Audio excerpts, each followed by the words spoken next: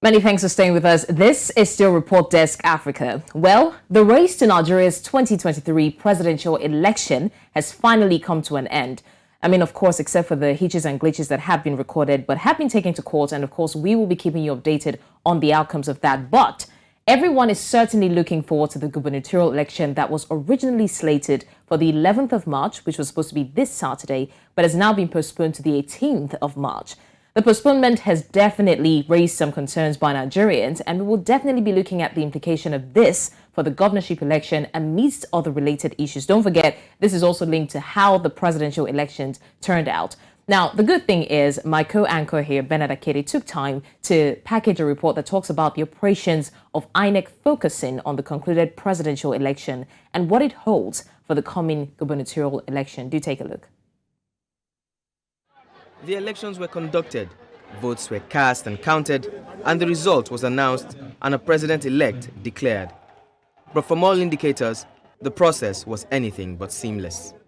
The Independent National Electoral Commission, INEC, Nigeria's electoral umpire, had on different occasions given assurance that it was ready for the election and was certain of a credible and satisfactory process. Preparations for the 2023 general election are largely being concluded and preliminary deployments already underway. Indeed, our preparations began quite early.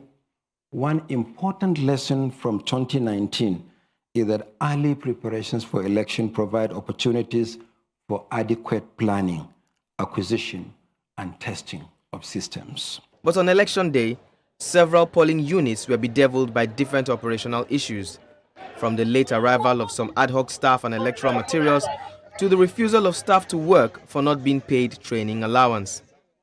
Okay, the INEC officials are just coming by this time, and they were supposed to be here, say, by 8 or 8:30. We are still expecting them. The materials have not yet arrived. We don't know what their game plans is, and we know a lot of money was voted for this purpose. And the INEC chairman has been on air promising Nigeria that this will be an election with a different. But we are still here. Now, the same thing, nothing has changed. But the most notable disappointment was the case of the bimodal voter registration system, also known as BVAS. To many Nigerians, this was the silver bullet that was expected to solve the problem of election malpractice and lack of transparency. Unfortunately, this was not the case. The bimodal voter accreditation system. We have tested it in several by-elections and off-cycle governorship elections. In addition, the decision to make polling unit election results available for public viewing, which has always been a major demand by citizens and election observers, falls into this early choice of election technology. Even after INEC's chairman had assured Nigerians of the transparency of the BVAS device and the claim that the device worked well during the mock elections conducted, the machines sadly disappointed on D-Day. Ad hoc staff were unable to transmit results from the BVAS machine to INEC's portal where they could be viewed, thus casting a huge doubt on the election's transparency. This has now led to INEC being accused of violating its own rules on election procedure and transmission of results. The story gets even more interesting as the gubernatorial elections approach. INEC says the BVAS machines need to be reconfigured to ensure utmost efficiency, but aggrieved Nigerians believe this will be tampering with evidence as the opposition candidates have decided to go to court. All eyes are now turned towards the March 11 elections to see if INEC will be able to redeem its image. Bernard Akede, reporting for News Central.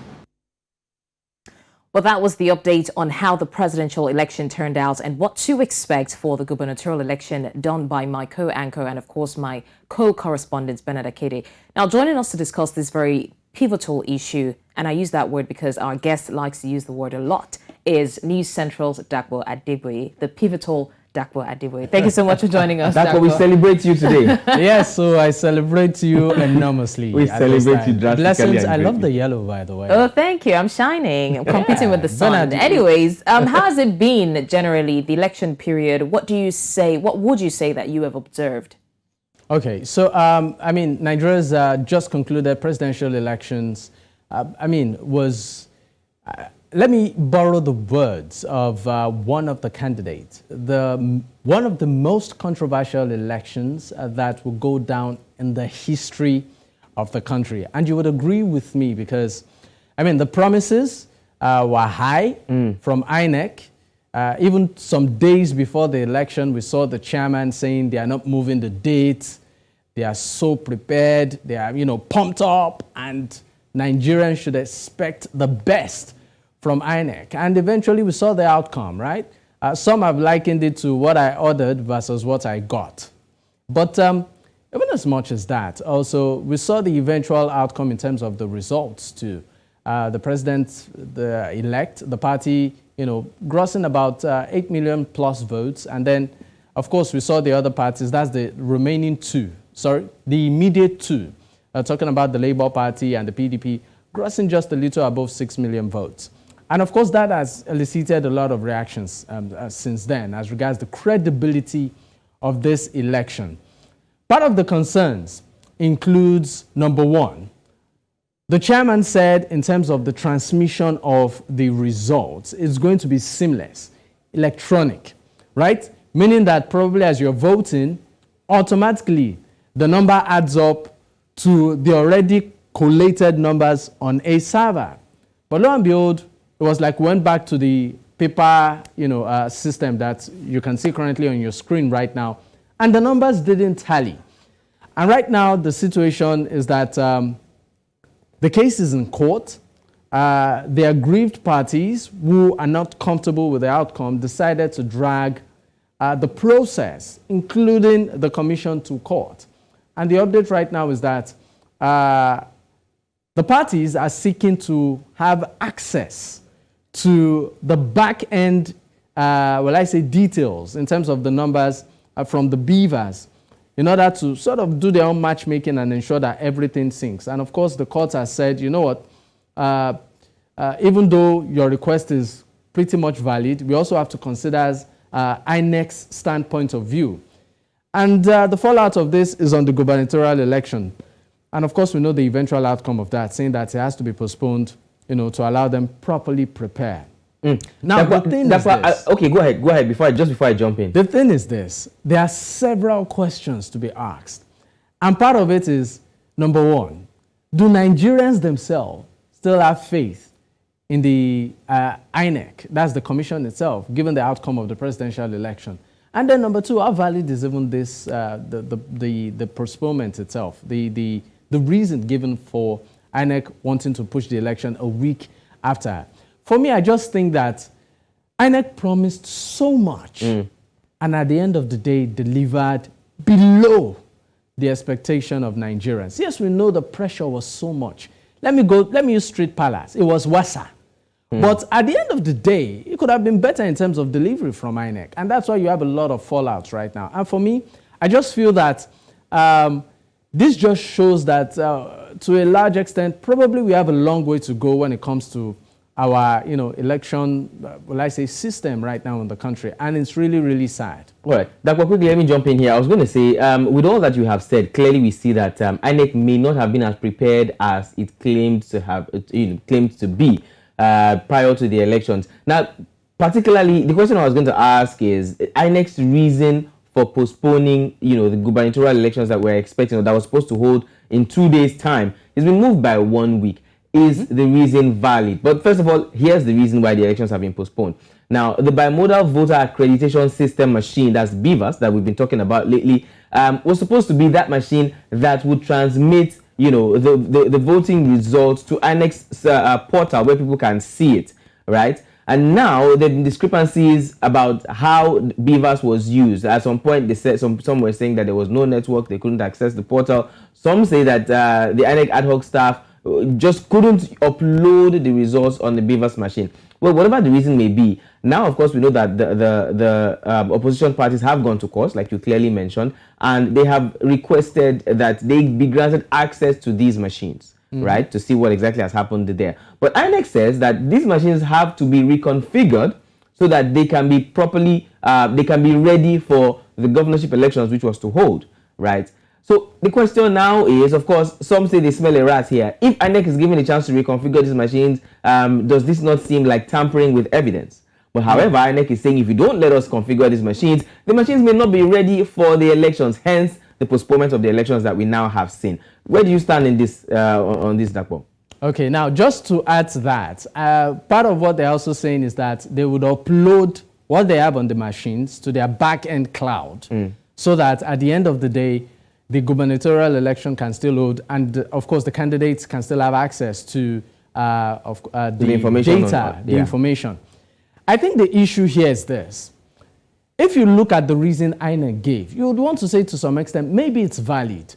Okay, it's like having a computer system. You want to give it to someone else, or a flash drive. Someone wants to upload data on it, and the flash drive already has information on it. It's just logical to say, you know what, can I please either back up my data or delete it so that you can make use of the flash drive, right? But the issue here right now is trust. And that is what is lacking. And you really cannot blame Nigerians or even the parties, that's the opposition parties involved. See what happened in the last election, right? The numbers that eventually came out. And people that had agents at some of the polling units did their own personal counting and verification, and eventually what was announced. And also we saw some of the images that was uploaded on the IREV, right? There was the picture of a core member. Probably she didn't know she was meant to upload the results itself. Even some of the results. Yeah, I think I saw that picture. She was in her bathroom or something like that, like standing behind some tiles, and it was quite a funny picture. Exactly. And we also saw some of the result sheets that had been painted. It looked like the figures were tampered with. So the issue right now is the issue of trust. You really cannot blame the opposition parties, that's the parties that took INEC to court, or Nigerians for not trusting the system because of what they had seen in the presidential election. And then, now, some will look at it and say, oh, I mean, if you look at it from the point of the law, right? The caveat, that's the suing parties have said that the results might be tampered with. Yes, you would also want to say, logically, they have a point. Because, I mean, stories can come up to say that from the point of transmitting it from the beavers to the backup cloud, a virus happened, or it was hacked. And then for that reason, certain details were lost.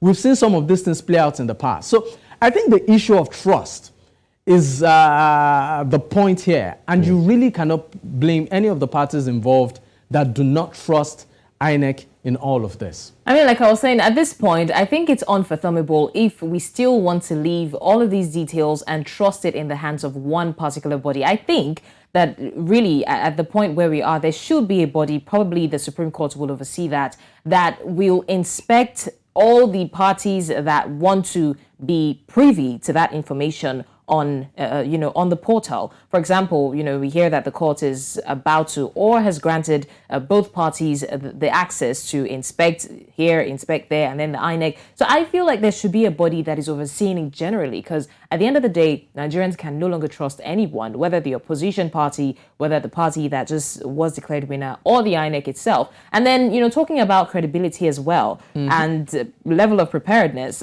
they've had like how long to prepare for this election, and it turned out this way. So what's to say that this few days of delay, of postponement, will make them more ready for the gubernatorial elections? We just don't see that. People don't see that. I mean, talking about level of preparedness, too, let's look at the amount. The INEC was, budgeted for the election. We're talking of, hundreds of millions of naira here. So at the end of the day, you ask yourself, after receiving such an humongous amount, is this the best you could come up with? Some have even suggested that probably moving forward, we outsource probably activities like elections and even the census to private companies who would charge more or less and probably deliver more.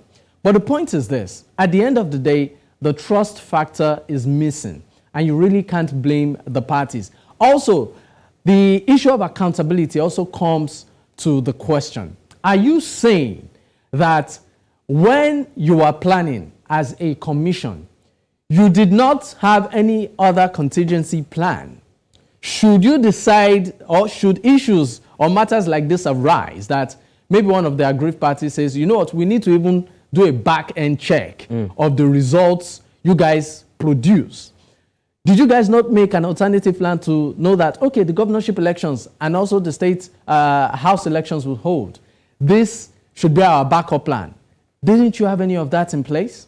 So all of these issues just bring to the fore the credibility of the entire process. And that's where also, I will repeat again, the issue of trust comes up. All right, Dapo, very quickly, as we wrap this up, because we're running out of time, I'm going to ask you 2 questions in one and tell me what you think. Now, of course, leading to the presidential elections, you could feel the zest and the zeal in many Nigerians, particularly young Nigerians, to come out and exercise, their franchise.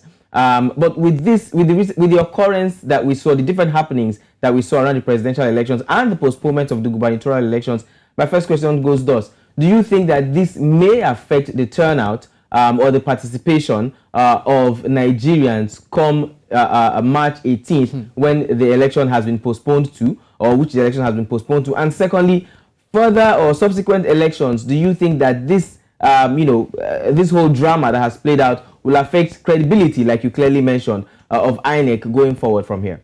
Okay, so I'll answer the first one, right? And now, the thing is this: I think Nigerians would even be provoked to come out en masse, right? Because right now, I even think it's beyond the process. Right now, Nigerians are more, motivated by the candidates involved.